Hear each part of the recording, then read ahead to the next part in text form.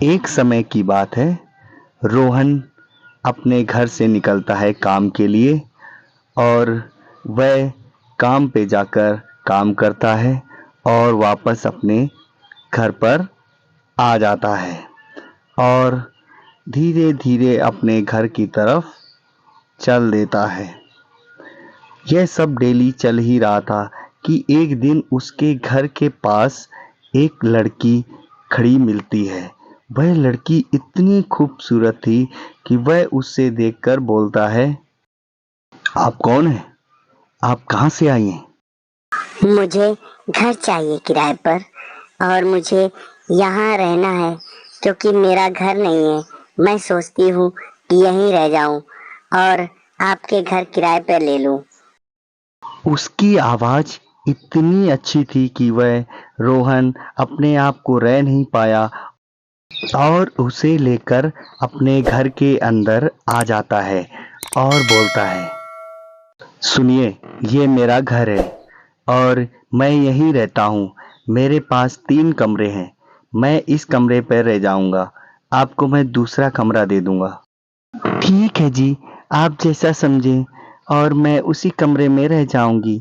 हाँ, आप मुझे उसी कमरे को दिखा दो तो मैं उसी पे अपने सामान रख लेती हूँ और मैं उसी पे रह जाऊँगी। ठीक है, हर महीने आपको किराया दे दिया करूँगी। यह सब होने के बाद रोहन इतना थका हुआ था कि वह अपने बेड पर आराम से लेट जाता है और उसे कब नींद आ जाती है उसे पता नहीं चलता है और वह सो जाता है। इधर वह रोशनी रोशनी अपने कमरे में आकर खड़ी हो जाती है और वह सोचती है, अब तो मैं इस घर से नहीं जाऊंगी और मैं यहीं रह जाऊंगी। इसको भी यहाँ से निकाल दूंगी। रोशनी अपने चुड़ैल के भेष में आ जाती है और बोलती है, हा, मूर्ख कहीं का, मुझे रख लिया। ये मेरा घर है, मैं इसे नहीं छोड़ूंगी। मैं इसको ही भगा दूंगी यहाँ से, नहीं तो इसे मार डालूंगी। हाँ, यही ठीक रहेगा। मैं इसे ही मारकर यहीं दफना दूंगी। हाँ। क्या बात है? आज तो आप किचन में हैं। किचन में क्या कर रही हैं आप? मैं खुद ही बना लूंगा, अपने लिए कुछ न कुछ बनाकर ही खा लूंगा। आप क्यों कष्ट दे रही हैं? आप आराम करिए। अरे नहीं जी, आप मेरे ऊपर छोड़ दीजिए। आप बस देखते जाइए, मैं आपको डेली नए नए चीज बनाकर खिलाऊंगी।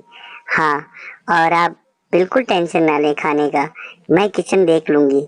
मैं यहाँ रह रही हूँ ना, मैं अपने लिए बनाऊंगी तो आपके लिए भी बना दूंगी।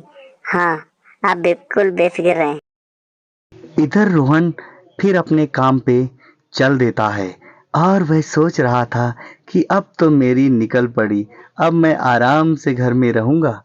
फिर वह चुड़ैल इस तरफ अपने भेष पर आ जाती है और आकर वह फिर वही उस घर के कागजात ढूंढना शुरू कर देती है।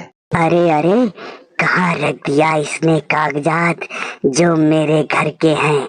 मैं इस घर को अपना बनाकर ही छोड़ूंगी और इसे बाहर निकाल दूंगी।